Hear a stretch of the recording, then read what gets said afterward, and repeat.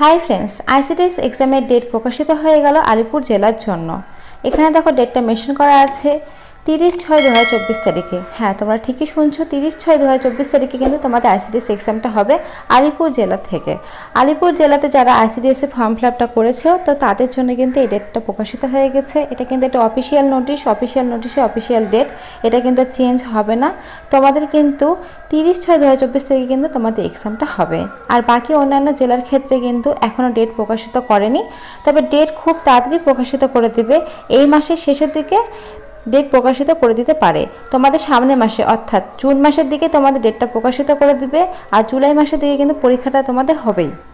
যেসব জায়গায় এখন ডেট প্রকাশিত করেনি সেই সব জায়গায় কিন্তু এই মাসের মধ্যে ডেটটা প্রকাশিত করে দিবে, কারণ ভোট শেষ হয়ে গেছে, ভোটের গণনা শেষ হয়ে গেছে। তো সেই ক্ষেত্রে কিন্তু এখন সমস্ত ডেটই দিয়ে দিবে। তো সেই ডেট অনুসারে কিন্তু জুলাই মাসের দিকে তোমাদের কিন্তু বাকি জেলার ক্ষেত্রে কিন্তু তোমাদের এক্সামটা কিন্তু হবে।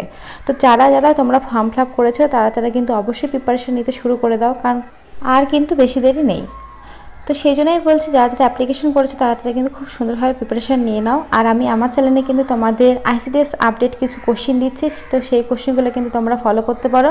সেই কোশ্চেন থেকে কিন্তু তোমরা কিছু কিছু কমন পেয়ে যাবে। আচ্ছা, এখানে দেখো তোমাদের সিলেবাসটা কিন্তু মেনশন করা আছে। তো আলিপুর জেলার জন্য কিন্তু সিলেবাসটা মেনশন করা আছে, তোমরা যারা আইসিডিএস পরীক্ষাটা দেবে তাদের জন্যই কিন্তু এটা। আচ্ছা, এখানে বলেছে দেখো ফার্স্টে 1 নম্বরে 150 ওয়ার্ডের অর্থাৎ 150টা শব্দে তোমাদের কিন্তু রচনা লিখতে হবে, তার জন্য থাকবে 15 নম্বর। তো তোমাদের এই রচনাটা কিন্তু এখন বর্তমানে কিন্তু আসে আইসিডিএস সম্পর্কে, অর্থাৎ আইসিডিএস কর্মীর কী ধরনের কাজ হতে পারে, আইসিডিএসে কী ধরনের কাজ করা উচিত, এই সম্পর্কে বিষয়ে কিন্তু তোমাদের রচনাটা আসে।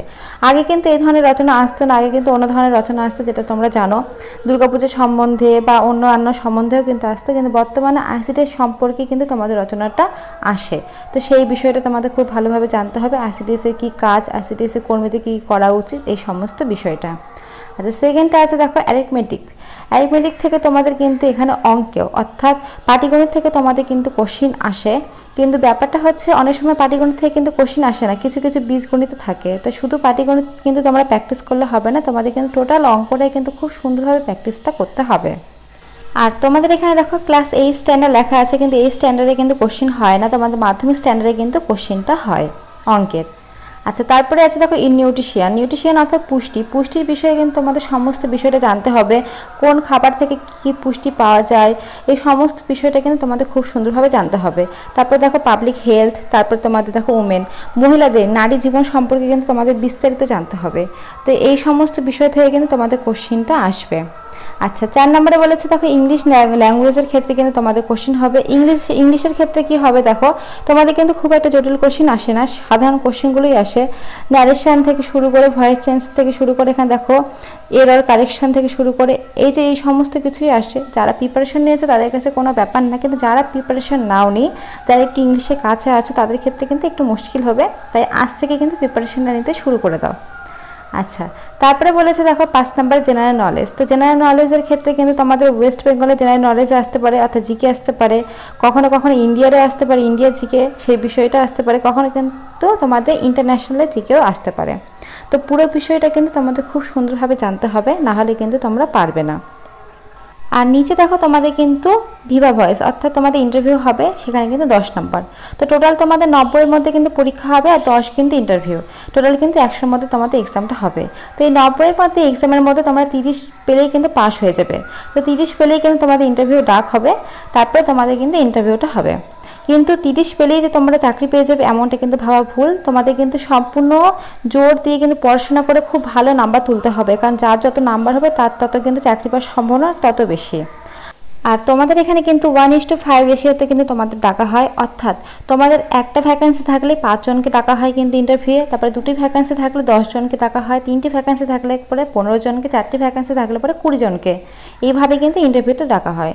তো তোমাদের কিন্তু খুব ভালো করে প্রিপারেশন নিতে হবে, খুব ভালো করে প্রিপারেশন নিয়ে কিন্তু পরীক্ষাটা দিতে হবে, যত ভালো নাম্বার তুলবে তত কিন্তু চাকরি পাওয়ার চান্সটা বেশি থাকে।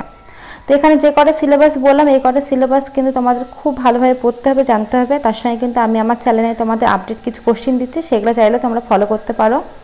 আর বাকি অন্যান্য জেলার ক্ষেত্রে কিন্তু এই মাসের দিকেই তোমাদের নোটিশটা কিন্তু পাবলিশ করে দেওয়া হবে। তো সেই নোটিশ অনুসারে কিন্তু তোমরা খুব তাড়াতাড়ি পরীক্ষার ডেট পেয়ে যাবে।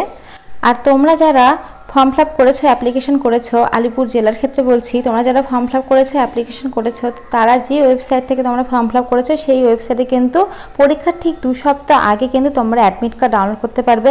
আমি আমার ডেসক্রিপশনে দিয়ে রাখবো, তোমরা চাইলে কিন্তু সেখান থেকে করতে পারো। ওই অফিসিয়াল ওয়েবসাইট থেকে কিন্তু তোমরা পরীক্ষার 2 সপ্তাহ আগে তোমরা অ্যাডমিট কার্ডটা ডাউনলোড করতে পারবে, এখানে কিন্তু বলা আছে। আর সঙ্গে আমিও ডেসক্রিপশনে দিয়ে রাখবো লিঙ্কটা। আর তোমরা যারা যারা অন্যান্য জেলা থেকে আছো, তো তাদের ক্ষেত্রে বলি খুব তাড়াতাড়ি কিন্তু তোমাদেরও ডেটটা প্রকাশিত করে দেবে, তো চিন্তা করার কোনো বিষয় নেই। তো আজকের মতো এইটুকুই, নেক্সট কোনো আপডেট পেলে অবশ্যই ভিডিওর মাধ্যমে তোমাদের সাথে শেয়ার করব। তো আজকের মতো এইটুকুই, ভিডিওটা ভালো লাগলে অবশ্যই লাইক করো, এরকম নতুন নতুন আপডেট পাওয়ার জন্য অবশ্যই চ্যানেলটা সাবস্ক্রাইব করে রাখো। Thank you.